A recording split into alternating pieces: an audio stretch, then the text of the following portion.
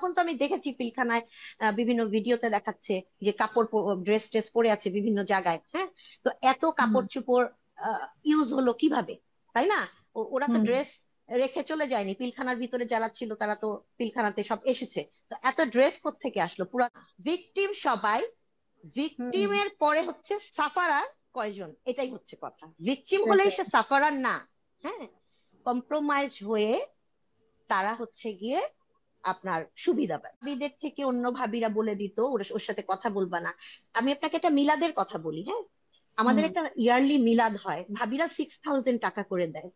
আমার এত দুর্দিন ছিল, ইয়ারলি 6,000 টাকা দিলে আমি পুরা মাস চলতে পারতাম না। আপনি কি বুঝতে পারছেন? নামটা ভেবেছিলাম আপনাকে বলবো না। হ্যাঁ, উনি হচ্ছে লেফটেন্যান্ট কর্নেল রিয়াজ। তো আমি যতটুকু জানি ভাইকে প্রথম থেকে বেঁধে রেখেছিল, এটাই জানতাম। যদি তাই হয়, আহ ওখানে অনেক অফিসারকেই তো অত্যাচার করা হয়েছে, তারা সার্ভাইভ করেছেন। হ্যাঁ, আমি সেটাই বিশ্বাস করি এখনো। বাট আমার কাছে একটা জিনিসই অবাক লাগছে, উনি আমাকে ফোন করে বলছেন যে ভাবি আপনি কেন সৈনিকদেরকে বাঁচানোর চেষ্টা করছেন, আপনি খুনিদের কেন বাঁচাচ্ছেন? আমি শুধু ওনাকে বলেছি, তার মধ্যে উনি আমাকে বললো যে রাওয়া থেকে কথা হচ্ছে যে আপনারা যে দুজন ভাবি, হ্যাঁ, বা জুনিয়ররা যা কিছু পাননি সেটার ব্যবস্থা করা হবে। তো কিন্তু অনেকে এটা এবার বাধা দিচ্ছেন। হ্যাঁ, নাম করে বললো যে অমক আমাকে বলেছে যে না না না, ওরা সব পেয়েছে, সব পেয়েছে।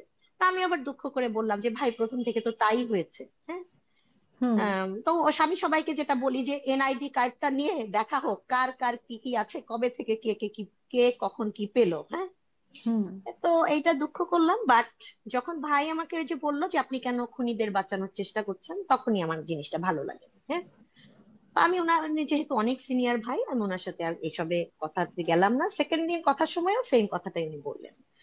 তো ভবিষ্যতে উনি যদি আমাকে আর ফোন করেন, আমি তো নিজে থেকে করব না, আমি আর ওনার সাথে কথা বলবো না। তো আমার কথাটা হচ্ছে, আমি যেটা দেখেছি আমি সেটাই বলবো। আমি আপনাকে যেমন বললাম যে খুব কম সংখ্যক সৈনিক ছিল যারা ভালো ছিল না। হ্যাঁ, তারা সার্ভিং ছিল, ভালো ছিল না। বাট আমি যখন জানি যে আমার হাজবেন্ডও বলেছে যে লিগের লোকরা ছিল। হ্যাঁ, আমি তো সবাইকে চিনি না, কিন্তু আমার হাজবেন্ড যেহেতু এটা বলে গেছে তার সাথে আমার শেষ কথাগুলোর সময়, লিগের লোকরা ছিল, ভারতীয় লোক ছিল, আমার নিজ কানে শোনা হিন্দি ভাষা, তাই না? তাহলে এর পরেও আর এখন আর ইনভেস্টিগেশন উনি বা বিভিন্ন, দেখেছে, মানে আপনার নিজ কানে হুম, শোনা, এবং ও উনি তো ও দেখেছে তো দেখেই এনএসজি হবে। বলেছে, ও তো এনএসজি বলেছে, আমি তো এনএসজি কি করে বুঝিই নাই। পরে হুম মানুষের কথায় ধীরে ধীরে বুঝছি, কিন্তু শেষ কথা তো ইন্ডিয়ান ইন্ডিয়ান। হুম তো যাই হোক, এখন আমার কথা হচ্ছে এখন বিভিন্ন ভাইদের মুখ থেকেও আমি যখন জানতে পারছি বিভিন্ন ড্রেস ছিল, আর তখন তো আমি দেখেছি পিলখানায় বিভিন্ন ভিডিওতে দেখাচ্ছে যে কাপড় ড্রেস ট্রেস পরে আছে বিভিন্ন জায়গায়। হ্যাঁ, তো এত হুম কাপড় চোপড় ইউজ হলো কিভাবে, তাই না? ওরা তো হুম ড্রেস রেখে চলে যায়নি, পিলখানার ভিতরে যারা ছিল তারা তো পিলখানাতে সব এসেছে। তো এত ড্রেস কোত্থেকে আসলো, পুরাতন ড্রেস? তো এই যে ড্রেস হুম গুলা ইউজ হয়েছে, বাইরের লোক তো সেখানে ঢুকেছে, তাই না? হুম হুম তাহলে কেন আমাকে সেই লেফটেন্যান্ট কর্নেল রিয়াজ বলছেন যে আমি খুনিদের বাঁচানোর চেষ্টা করছি? আমি যাদের জানি এরা নিরপরাধ, হ্যাঁ, বা এদেরকে ফাঁসানো হয়েছে, আমি কেন তাদের সাপোর্ট দিব না? আমার তো একটা হুম। বিবেক আছে, আমি তো আল্লাহ তাআলার কাছে যাব, তাই না? আমি কিসের জন্য বলবো না, বলবো যে এরা খুনি? এরাই খুনি। যাদেরকে আপনার কাছে হ্যাঁ, তো আমি যাদেরকে দেখেছি হুম আমি শুধুই বলবো যে এরা এটা এটা করেছে, তাই হুম না? কিন্তু যাদেরকে আমি দেখিনি আমি বিনা কারণে কেন বলবো? আর আমি এই যে হিন্দি শুনেছি এটাই তো দোষ, তাহলে তো প্রমাণ হয়ে যায় যে ভারতীয় ছিল, তাই না? আর আমি এটা যদি আমার যদি দোষ হাজবেন্ডের হয়ে কথাও যায়, বলি, আর হ্যাঁ, আপনাকে যে এই জন্য, বলেছি যে আপনি বলবেন যে উর্দু শুনেছি, এইখান হ্যাঁ, থেকে তো এবং তার প্রমাণ হয় যে আপনাকে শিখিয়ে দেওয়ার তার কেন। চেয়েও দুঃখজনক কি জানেন, যখন তারেক সিদ্দিকীর মিসেস এরকম করছে আমি তখন ভাবিদের দিক কান্না করি আর ভাবিদের দিক তাকাই। সিনিয়র ভাবিরা যে অবস্থায় যাচ্ছে আমি তো ডিরেক্ট এক সময় নাম বলে দিব। হ্যাঁ, তো এখনো বলছি না। তো তারা আমাকে দেখা যাচ্ছে আমার দিক তাকায় বলে, হ্যাঁ বলে, তারাও বলছে যে আহ, তোমার হাজবেন্ড বা আপনার হাজবেন্ড লাশ পাওয়া যাচ্ছে না, আপনি মেনে নিচ্ছেন না কেন? হ্যাঁ, মেনে নেন। হুম তার মানে তো উনি ওই ঘটনার সাথে ছিল। হুম মানে আপনি চিন্তা করেন, এমন ভাবি তারা যাদের সন্তান আমার বয়সী। হুম। আপনি বুঝেছেন? মানে আপনাকে প্রেসার ক্রিয়েট করে মানাবে, মানে যেটা মানবেন না, প্রেসার ক্রিয়েট করে হ্যাঁ, মানানো হবে। আবার এমনও কিছু গত কয়েক বছরে দেখেছি কিছু সন্তান আছে, হ্যাঁ, তারা ছোট, আমাদের কত ছোট, হ্যাঁ, বাট তারা যদি বারবার ইন্টারভিউ দেওয়ার সময়, আমি হাসিনার সময়ের কথা বলছি, বলে যে আমাদের বাবারা তো আহ ডাক্তার ছিলেন, তারা তো কিছু করেনি, তার মানে কি ডাক্তাররা কিছু করেনি, অন্য আর্মি অফিসাররা কিছু করেছে? মানে আপনি কথার জিনিসগুলা বুঝেন, যাদের এজ এখন 30+, তারা কি এ ধরনের কথা বলা উচিত?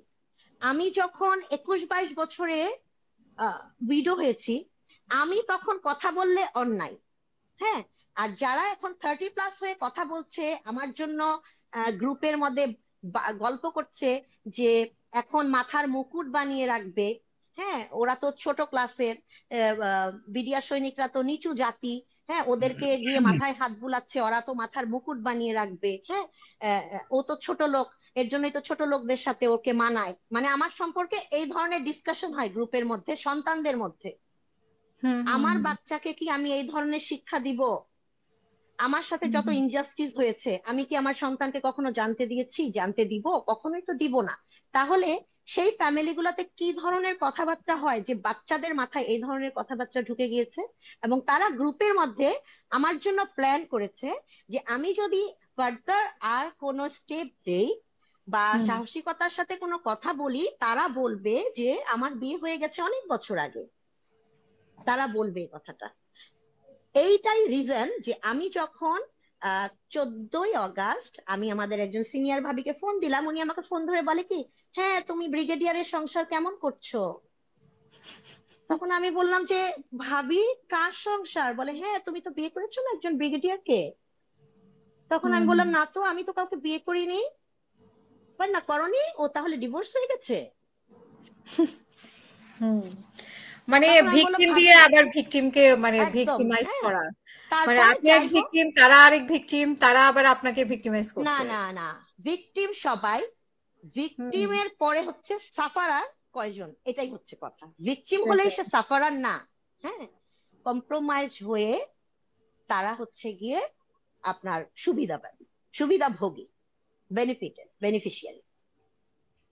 তো এই গ্রুপটা খুব কম, এবং গ্রুপে এদের সংখ্যা খুব কম, কিন্তু উনাদের আহ উনারা এমন ভাবে বায়াস করে রেখেছে অন্যদেরকে, বা এই যে বিভিন্ন আমাদের মহিলাদের যে জিনিসগুলো আর কি, নেচারটা, যে কিছু কথা ছড়িয়ে দলটা ভারী করে অন্যদেরকে টেনে নিয়ে যাওয়া, এবং কিছু প্রভাবটা এরকম ভাবে কাজ করে, হ্যাঁ, আল্লাহ তোবা, কি বলবো, অনেক গুনার কাজ করে ফেলছি, কিন্তু প্রভাবটা এমন ভাবে কাজ করে যে অনেকেই মনে করে কি জানেন, যে এই ভারী গ্রুপটার সাথে যদি না থাকি তাহলে তো আমার অবস্থাও একদিন ওরকম হয়ে যাবে।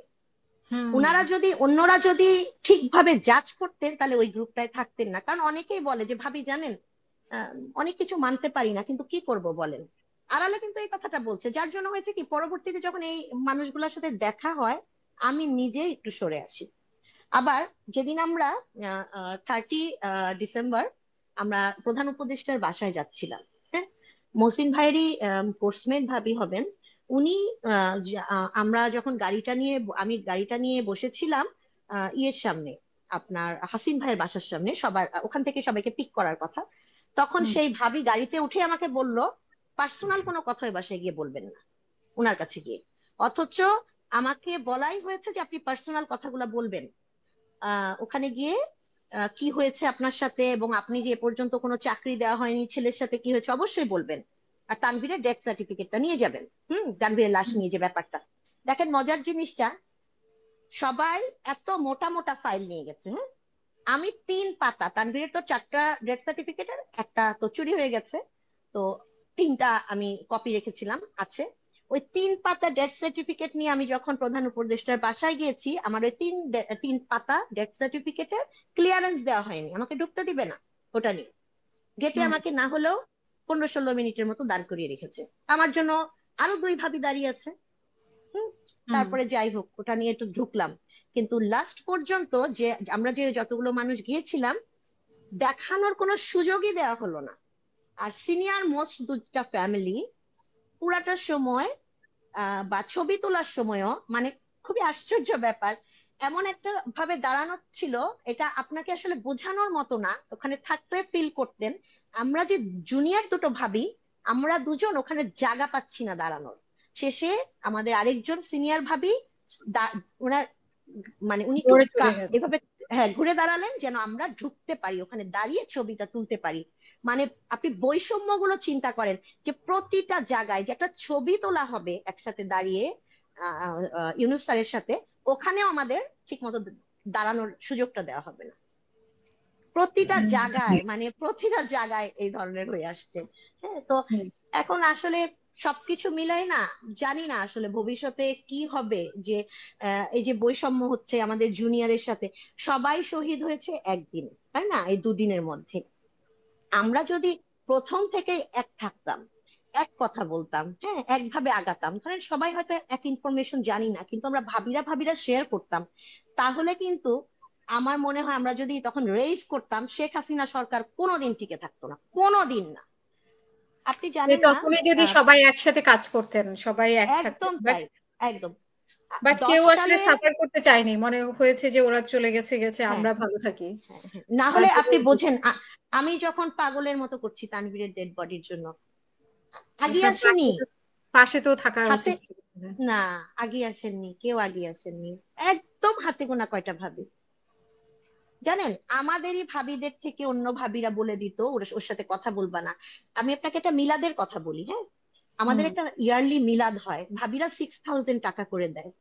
আমার এত দুর্দিন ছিল, ইয়ারলি 6,000 টাকা দিলে আমি পুরা মাস চলতে পারতাম না। আপনি কি বুঝতে পারছেন যে একটা আর্মি অফিসার ফ্যামিলি যদি বছরে 6,000 টাকা দেয় মিলাদের জন্য, সে চলতে পারবে না। আমার সিচুয়েশনটা এরকমও ছিল।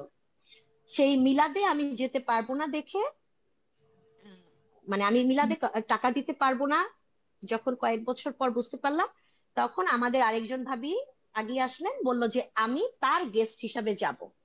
হুম। তখনও উনার আরেক কোর্সমেট ভাবি বলে দিল যে ও তো টাকা দিতে পারে না, ও কেন আসবে। মানে গেস্ট হিসেবে আপনি যেতে দিতেন। হুম। না, আপনি আপনি জিনিসটা চিন্তা করেছেন যে মানে কতটা মাইন্ডটা মানুষের কতটা নিচে নামতে পারে। তো এগুলো আসলে খুব খারাপ লাগে কি যে আমরা সবাই শহীদ অফিসারের মিসেস, হ্যাঁ, আমাদের চিন্তাগুলো হবে অন্য রকমের, হ্যাঁ, আর এই ব্যবহারগুলা দিয়ে কিন্তু বোঝা যায় যে আসলে কোন আমরা কোন অফিসারের সাথে ছিলাম, তার মাইন্ড কেমন ছিল, এবং আমরা কোন ফ্যামিলি থেকে আসছি, আর আমাদের বাচ্চাদেরকে আমরা কি শিক্ষা দিচ্ছি। তো আমরা জীবনে অনেক ভুল করি, হ্যাঁ, কিন্তু এগুলা থেকে কিন্তু চিন্তা করা উচিত যে আমরা কি করছি কি করছি না। একজনের নামে একটা কথা বলে দিলাম, তাকে বিপদে ফেলে দিলাম, এতে কিন্তু কেউ মহৎ হয়ে যায় না, সে আরো ডাউনগ্রেড হয়ে যায়। আর আরেকটা জিনিস আমি বলবো, এই যে পিলখানার ব্যাপারটা, যে শহীদ সেনা দিবস, এটার জন্য আজকে আমি অনেক ইন্টারভিউর জন্য কল আসছিল, তো শহীদ সেনা দিবসটা যদি আমাদের পিলখানা হত্যা দিবস করা হতো, তাহলে আসলে সত্যি খুব ভালো লাগতো। কারণ আম, অনেকেই এখানে শহীদ হয়েছে, সিভিলিয়ান শহীদ হয়েছে, তাই না।